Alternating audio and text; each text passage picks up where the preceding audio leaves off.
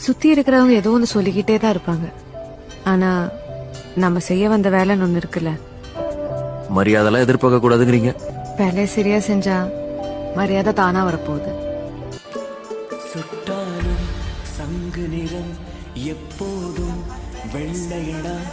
மென்மக்கள் என்னாலும் மென்மக்கள் தானே.